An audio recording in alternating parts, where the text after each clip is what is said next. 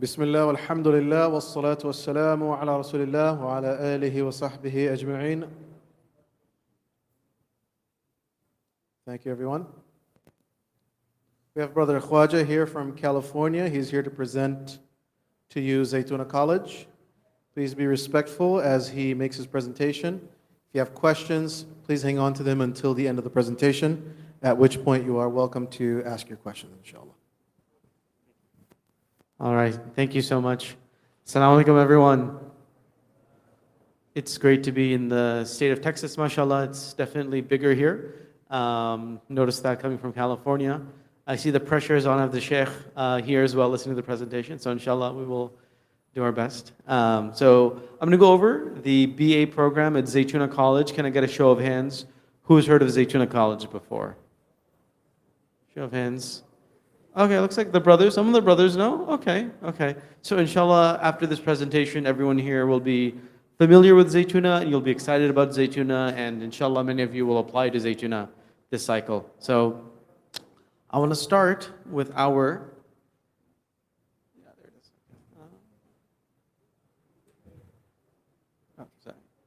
So I want to start with our seal. And you may be, for those of you who are familiar with Zaytune, you may be familiar with this. So as you can see here, our seal, it has in the center is an olive tree, given our name, Zaytune.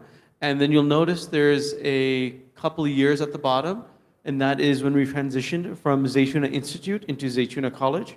And alhamdulillah, we are an accredited college by WASC, which is the accreditation body, which means we have the same level of acceptance as Stanford and Berkeley, alhamdulillah. And then, there is a phrase at the top. There is our college motto, "Oh Allah, please increase me in knowledge." And that is the guiding phrase of our college, is asking Allah for increase in ilm, in knowledge. And inshallah, we're going to get into this. So the big question is, why Zaytune? What about Zaytune is so interesting, what's unique about it, and we're going to get into that. And what I'm going to do is show you a visualization of our educational model at Zaytune. So I'm going to start. Okay. Yeah, so at Zaytune we have a very unique approach to education, which is melds both the Islamic and the Western approach to learning. So we take from both traditions. Being Muslims in the West, we take it as very important that we learn from both the traditions that we're a part of, and we don't ignore one or the other. And inshallah, we're going to get into this visualization. So as you can see, this is the madrasa approach to education. And here, the focus is on developing students to be morally committed, spiritual and intellectual leaders who are grounded by the Islamic scholarly tradition. Then we're going to move to the Western college model. So this is the traditional college model. And here you can see the emphasis on developing students to be leaders intellectually and professionally, and who are conversant in the currents that shape society. Oh no, I skipped ahead. Then inshallah, we're going to go to the last slide, which I skipped ahead a little bit. Yeah, so we get the Zaytune slide. Our approach, as you can see, melds both of these. We develop our students to be morally committed individuals who are leaders professionally, intellectually, and spiritually, and who are grounded in the Islamic scholarly tradition, and they are still conversant in the currents that shape society. So I know that was a big mouthful, so I'm going to pause a little bit here so you can see what it looks like visually, and then I'll skip ahead to the actual written statement where you can just read through what I've been saying.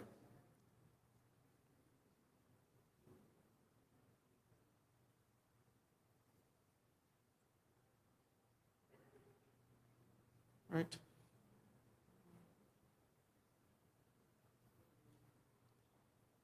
So this is just what I've been saying over and over, just in a written form. So let's pause here so you can just read it.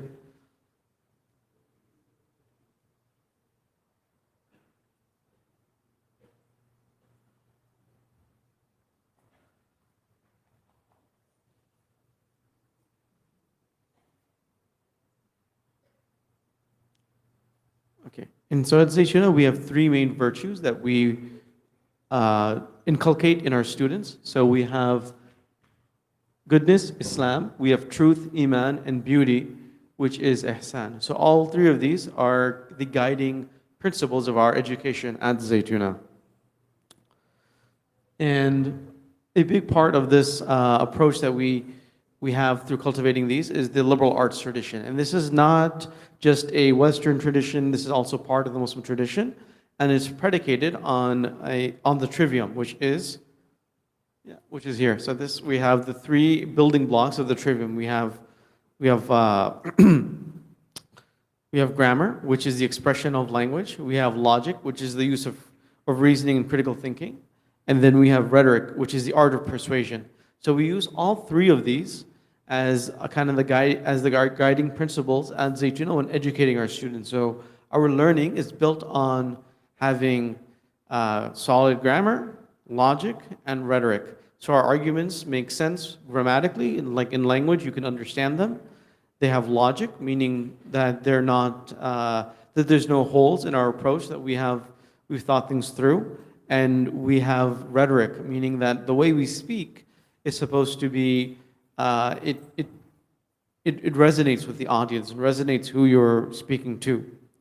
And our curriculum is a representation of both of the traditions, like I mentioned, at Zaytuna.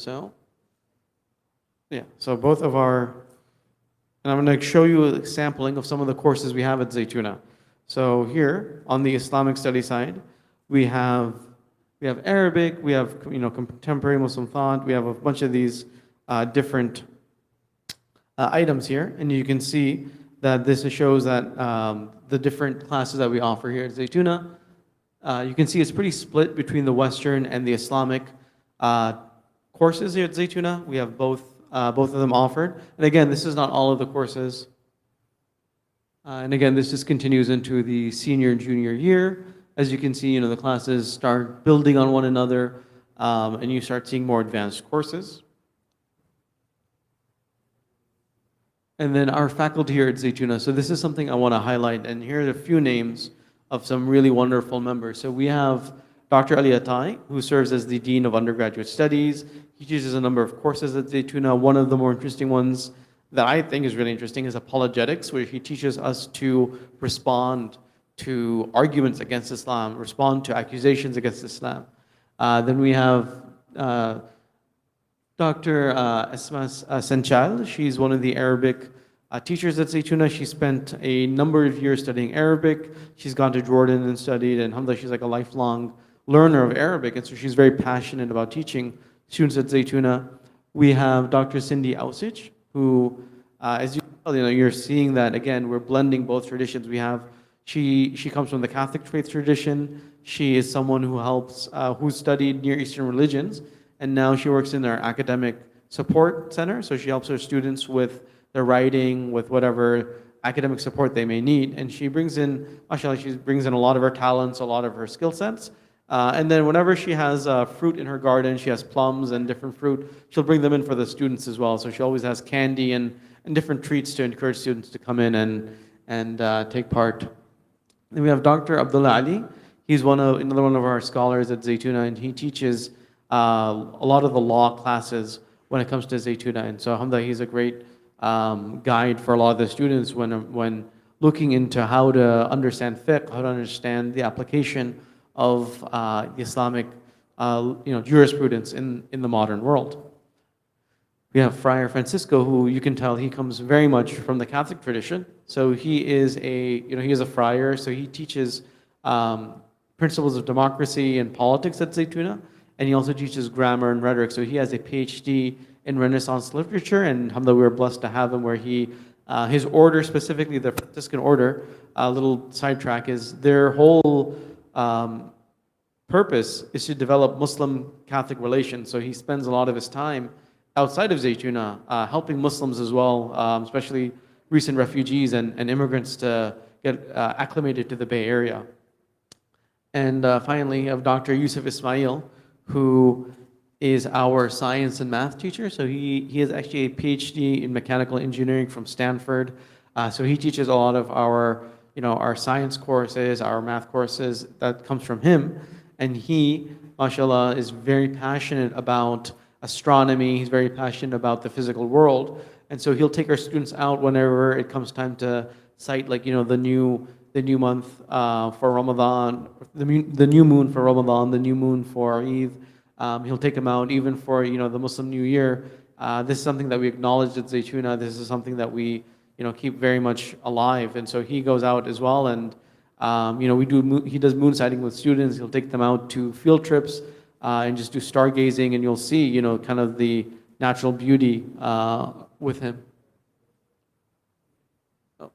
Okay, and all of this wonderful learning happens on our campuses, and alhamdulillah, we are very blessed to have two campuses. We have the upper campus, and this is where most, all the undergraduate students, this is where they learn. The sisters' dorm is located on this. It's about 10 acres of land.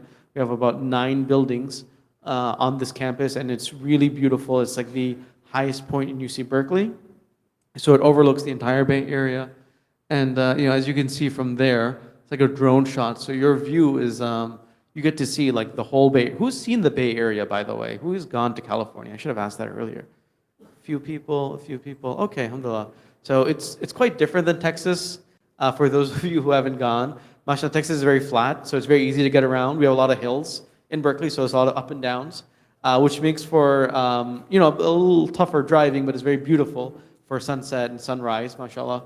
And then you get these stunning views that overlook, the Bay Area, and then over out to the Pacific Ocean. As you can see, San Francisco as well. So, and then we have the lower campus. This is where the brothers' dormitory is, some staff offices. So the brothers are a little further away, but the lower campus is closer to downtown Berkeley. It's close to UC Berkeley. So you have access to, better access to the libraries, better access to the rest of the city of Berkeley. And with our location comes really great neighbors. We have 2 wonderful neighbors I want to highlight: the Graduate Theological Union, or GTU, and UC Berkeley, which is the flagship UC school. And then the GTU is the largest consortium of religious colleges in the West Coast. And with that, we have access to both of their libraries. So as students at Zaytuna, mashallah, they do a lot of reading, a lot of writing, a lot of research. And so UC Berkeley is home to the 4th largest library in the country, and the GTU is home to the largest, I believe, theological religious library in the West. So they have access to wonderful resources as Zaytuna students to really take part and really benefit from the other academic institutions around us. And part of our education at Zaytuna is we have a very holistic approach to education. And with that, we develop our students more than just spiritually. We engage them we engage them more than just intellectually. We engage them spiritually and physically as well. So as part of your growth at Zaytuna, we have the Sunnah sport. So this is usually what interests people the most. So first year, you start off in swimming. So the first year, you are learning to get comfortable with yourself. You're in a controlled environment, learning to rely on your own abilities. Then the second year, you're as a sophomore, you do archery. And we have an archery range on campus. So students who are really good at archery, they used to, I think, give them kind of like a free pass to do archery at certain hours, and then help instruct other students as well. So we have archery on campus where you're now, second year, you're learning to rely on not just yourself in a controlled environment, you're in an open environment, and now you are learning to use a tool and really kind of develop skills outside of just your own physical capabilities. And then your third year, your junior year, we have horse riding. And with horse riding, you're now in an open environment, and you have another being where you need to negotiate from getting from point A to point B. So you're working your way up every year from freshman to junior year to really build up and grow your physical capabilities. And for those of you who are familiar with the hadith, we hit 2 of the activities. We hit archery and we hit horseback riding. Who here knows the third activity in the hadith of the 3 skills a Muslim should learn? You gotta speak up. Swimming, we hit swimming. Horseback, actually, wrestling, yes, that's the one I'm looking for, it's wrestling. And so it's not up here because it's not a graduation requirement, but Wrestling is a fourth year optional sport at Zaytuna. So the seniors at Zaytuna can take part in jiu-jitsu and they do wrestling at Zaytuna. So we build them in that skill as well. And then student life at Zaytuna is really wonderful. We have a cohort model. Who's heard of a cohort model or know what a cohort model is? No one? Okay. So a cohort model is when you start and end your years at institution with the same set of students. So you start and you're moving through year 1, year 2, year 3, and it's the same set of students. So the relationships you build with these students go on forever. So it's 4 years of the same students, the same classes, and you really build, every class you take progressively builds on the class before it. So as you progress through Zaytuna, you'll notice your freshman year courses are building you up for your sophomore year courses. And your sophomore year courses are getting you ready for your junior year and then your senior thesis. And as part of, the whole trajectory, you're with the same set of students, and you're getting mentored by students above you, and then as you become a sophomore, junior, senior, you start mentoring the students younger than you as well. And as part of really giving back again to the community is we emphasize is community service learning at Zaytuna.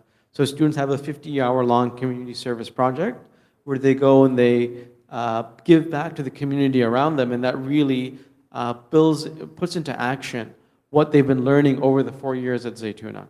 So alhamdulillah, it's a really comprehensive approach, not just starting with your first year and just books, but really building you to be around students who are improving you as a student, and then those around you who are you're going to give back to, you're going to show your service to. So it really builds you as a person beyond just your intellectual endeavors. All right, and so people ask all the time, well, what do I do after Zaytuna? And so alhamdulillah, we have we're seeing our students go on to do great things. Several of our students actually come from Texas, so I was able to alhamdulillah meet with some of them before.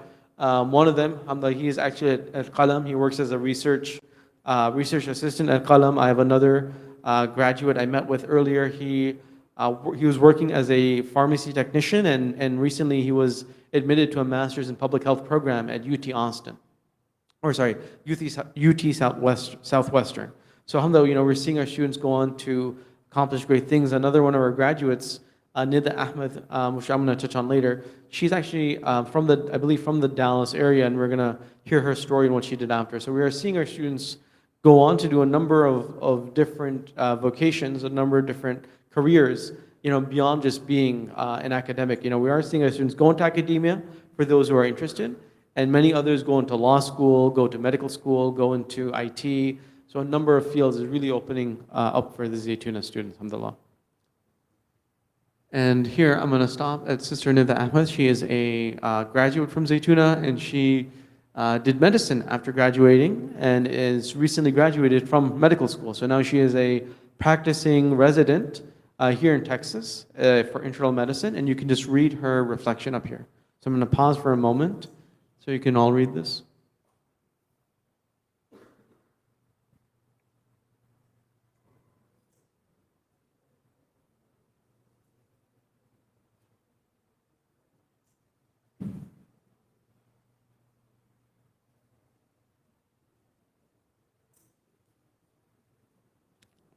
I assume we're good to move on. And the next we have Brother Abdullah Qureshi. So he, after Zaytuna, went to law school. And I'm going to pause here again for those of you who are interested to read his reflection about how Zaytuna helped him for law school.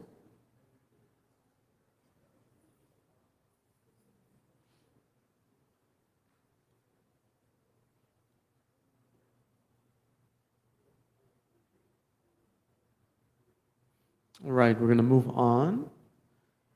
And this is a big question we get, is how do I pay for Zaytuna? Is it going to be expensive? Can I afford it? What does it look like? And alhamdulillah, the numbers kind of speak for themselves. We've given out, this number is also like very low ball. We've given out, I think, more than 150K. I think we've given out closer to $200,000 of merit aid this past year. So at Zaytuna, we have a belief that we want the best and the brightest students, So we don't want money being in the way. We will do our best to fund all of your needs as a student while you're at Zaytuna. And so we promise to meet your needs as a student, inshallah. So that means, if your family is low income or you're struggling or whatever it is, we do, we work with you to ensure that you can afford an education. Families who make under 85K, fully covered by Zaytuna, and then we have a sliding scale of financial aid that we award that goes beyond that. So anyone who's making above that, they receive financial aid depending on their income level. And alhamdulillah, it's a very generous scale. We benchmark ourselves against Yale and Stanford, and we've beat both of them, alhamdulillah. So we are among the most generous colleges in the country. Our tuition stands at $20,000, and our housing is $10,500. So in total, it's $30,500, and that's the same tuition for in-state, out-of-state, international. And with that tuition, especially for the housing part, what we do, one, the tuition you pay, it covers all of your books. So you're not buying your books, out of pocket. So that's covered as part of your tuition. Your meals, Monday through Thursday, lunches and dinners are provided by the college. So we're providing you lunch and dinner 4 days a week, and then Fridays we usually have a light refreshment after Jummah as well. So we're a very generous college. We ensure that no student goes hungry, no student is unable to afford education, and alhamdulillah, we have a lot of housing that we are able to give our students as well. So no one is struggling for housing, no one is paying through the nose for housing. So alhamdulillah, we're able to really ensure that our students' needs are well met. Yeah. Okay. So now all of you are like, how do I get in? How do I start Zaytuna? You're super excited, hopefully. And it's a very simple admissions process. Like most other colleges, you have to submit an application over Common App. Ours, the major requirements are having essays. So these are really important if you want to come to Zaytuna. Essays are a key element. There's 4 essays. We've increased the number of essays for our incoming students. So inshallah, it's not too much more, but we're hoping to really find the best and the brightest students with that. Transcripts are important. We want students who have a strong academic history, so showing that you've performed well freshman, sophomore, junior, senior year. We encourage students, we don't have a GPA cutoff per se. We encourage students to have at least a 3.5 GPA when applying, and a 3.7 to be really competitive, inshallah. We also require letters of recommendation. Those are really key to applying to Zaytuna. It's 3 letters of recommendation from instructors who can speak to your academic capabilities, as well as we encourage students to, we also require students to submit 20 hours of community service as part, again, of our ethos at Zaytuna. We want students to be doing community service, giving back to their community. And finally, we don't require, but we highly encourage students to submit a standardized test score, especially if they have a slightly weaker grades or if you want to really stand out, you should submit a standardized test score. We encourage those test scores to be in the 85th percentile and above. So that's where you should shoot for, inshallah, when applying to Zaytuna. And so here are just some statistics about Zaytuna. Our student to faculty ratio is 1:4. So we admit around 20 students roughly per year. And so, this class size you're in is about 20 students for all 4 years. The average age is 19 for freshmen. We have, admit around 5 international students. So with a class size of 20, that's a decent amount of international. So you get a kind of worldwide experience with your class. Our acceptance rate has dropped considerably. So when I started working at Zaytuna, our acceptance rate was around 40%. Now it's dropped to around 23%. I'm slightly unfamiliar with acceptance rates in Texas for schools, but in California, for those of you who've heard of like UCI, UC San Diego, their acceptance rate is about the same. So those are pretty solid tier UC schools, state schools in California, which are increasingly competitive to get into. So we're at the same level as those, alhamdulillah. And again, we shoot to admit around 17 to 20 students per class. So it's a small class. You're with a small group of students who are going to be as equally devoted and committed to Zaytune just as you are. And with that, inshallah, you can find my information for how to apply. Our applications are open. They open August 14th, so they've been open for a little while. So inshallah, we look forward to seeing your applications, especially from Islamic schools. We love seeing students from Islamic schools apply. We think it's a great next step for you to continue on with your journey. And now I will turn it to question and answers.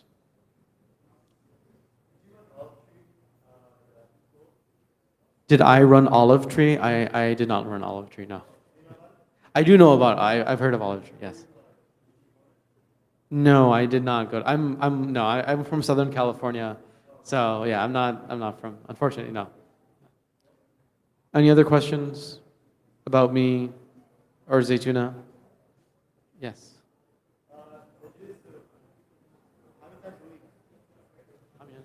So for those of you who are maybe talking a little bit, the brother asked a question. How many times a week is jiu-jitsu? That's a good question. I'm not 100% sure of their schedule for this semester, but I want to say they meet at least 2 to 3 times a week. So they do compete as well outside of Zaytune. So if you are doing jiu-jitsu, you can compete with other schools as well. So you kind of are part of that larger, competitive community. Yes.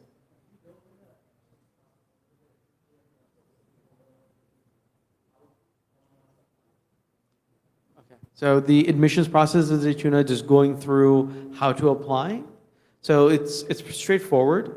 You open the Common App, you choose Zaytune, and then you'll be asked a series of questions that are common to all the applications in Common App, and then you get to the Zaytune specific questions. So that's where we start asking questions more targeted towards towards Zaytune. So that's where we ask the essay questions. That's where we ask you to upload your transcript. We have some questions about your Arabic background, some questions about your Islamic studies. So there's a number of questions that we ask, and you'll see that in the Common App. It's very simple. And if there's any questions, you can always email me at admissions@Zaytune about the Common App, any questions that you had as well. Did that answer your question? Okay.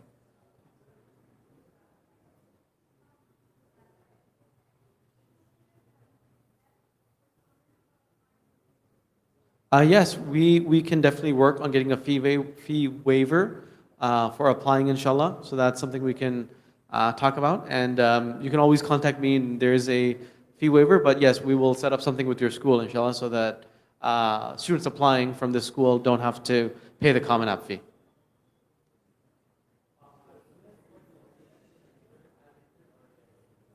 So can you say that one more time? So are there more extracurriculars than just the Sunnah sports? So I'm going to clarify, Sunnah sports are not extracurricular. These are graduation requirements. So you need to not drown to graduate Zaytune. Students have some options. There is a student journal that they have where they publish their own articles. Students can take part in the community garden at Zaytune. So we have a little garden where we grow the food that feeds you. So you actually grow your own food. There's like a beekeeping area at Zaytune. So there's like live bees where we have a colony of bees. So you can take part in that as well.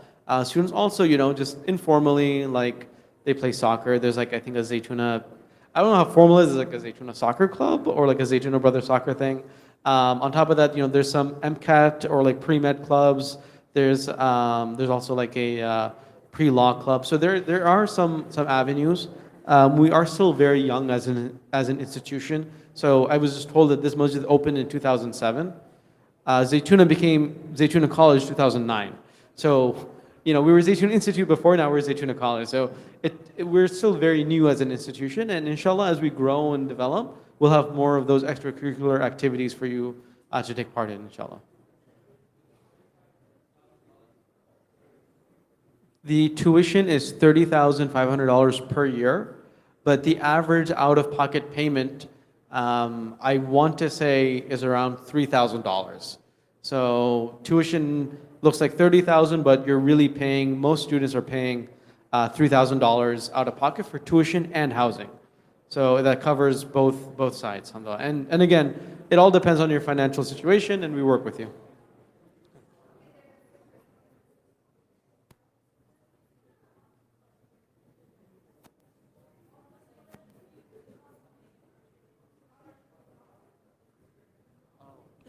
Do we compete with our Sunnah sports outside of Zaytuna?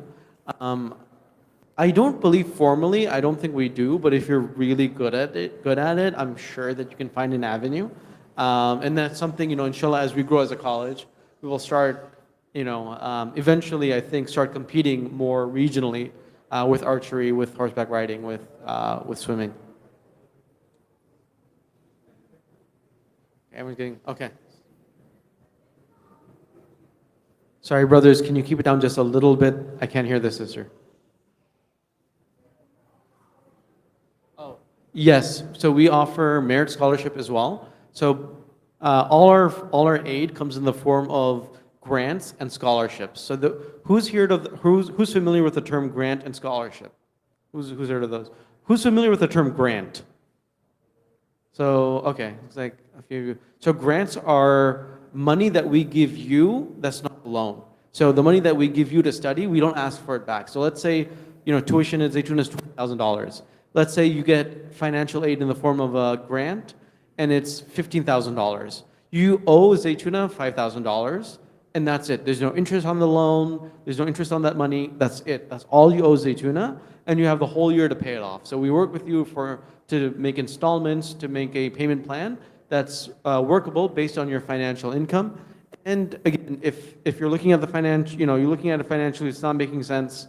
We can always work to increase financial aid and to make things easier. And then our merit scholarships, you have to have at least a 3.65 GPA when applying, and you write an essay that goes with it, and then your GPA and your essay are reviewed, and you're awarded a merit scholarship. Just to note, the merit scholarship, at a lot of schools, sometimes if you're getting one form of financial aid, it cuts into your other one. At Zaytuna, it doesn't really cut into the other one. So your merit aid, if you're financially, if you can pay all the tuition, but you have really strong grades and really strong essay, your whole tuition and housing can be covered. And alternatively, even if your financial aid covers most of your tuition and housing at Zaytuna, the merit scholarship can still cover the rest of it and ensure that you're not paying much or anything out of pocket.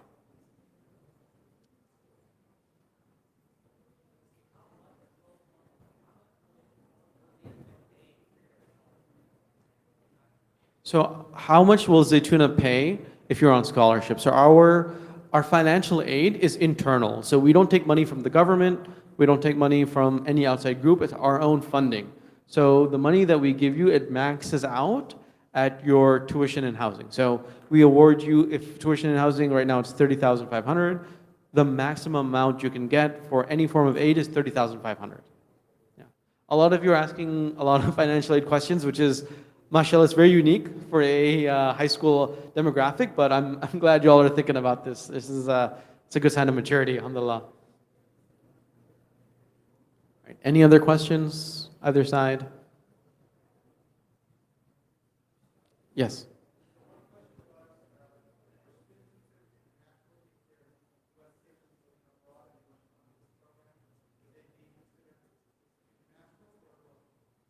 So the student is already a US citizen? So yeah, if you're a US citizen, it's no problem. Students who are international, meaning they need an F2 visa, that's a different story. So that they have some more requirements. They need to clear the Arabic before coming to Zaytuna. But if you're a domestic student and you're living abroad, and you can come to the US and you have no restrictions studying in the US, then it's the same application, same process, very straightforward.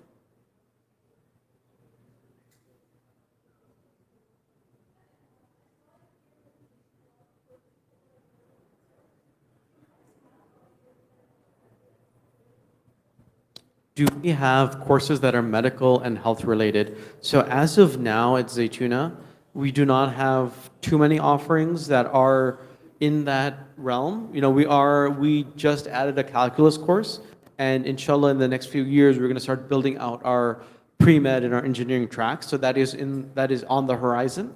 But as of now, it is a bit limited. What I encourage students to do who are interested in pre-med, who are interested in the health field after, is that you can take classes through either Berkeley City College or UC Berkeley Extension. And those are two ways where you can fulfill your pre-med or your health requirements to go into a career that's where you want to be.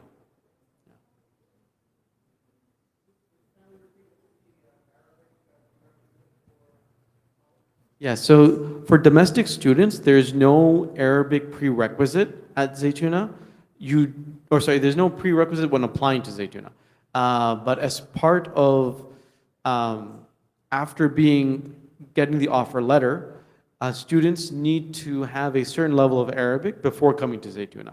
And we offer, so it's not part of our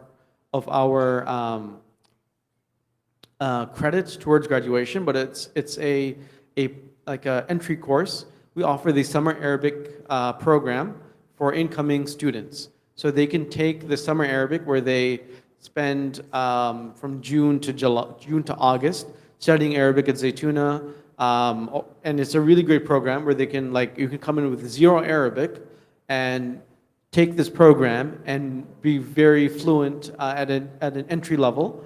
Or you can test out of it if you have a strong Arabic background. So those are the two ways that you would go about the Arabic requirement for domestic students at Zaytune. And there is like a 98% pass rate with the summer Arabic program. So we really do our most to make sure that you pass it. We want you at Zaytune if you get that far. And then it is a pretty fun summer because they take Fridays to go on field trips or do class outings.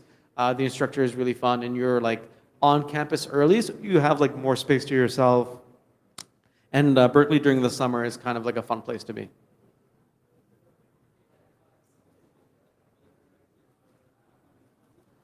The summer Arabic program? Yes, that would meet your prerequisite for the program.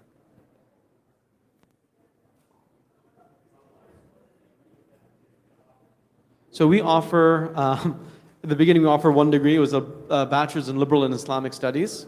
That's the one degree that we offer for our BA program.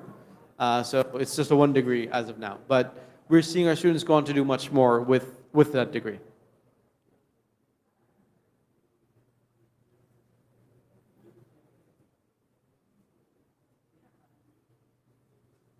Any more questions? All right, I think we are good on questions. So I'll hand over the mic, inshallah. And thank you everyone for coming. I appreciate your time. And alhamdulillah, I saw my shiny head a few too many times turning around. So thanks so much for this. Okay. Assalamu alaikum, everyone. Stay seated for a minute unless you're part of Stuco. You want to make your announcement for Stuco? Okay, so a couple things, guys. This weekend, given the convention, right now what we're trying to do for you all is to work out what the situation is going to be for your admissions tickets to the program. If your family is already attending, you've already bought tickets to the conference, that's fantastic. Otherwise, we're trying to see if we can figure out whether we can have you guys on a student ticket, or at least in the permission to access the atrium where you can distribute the flyers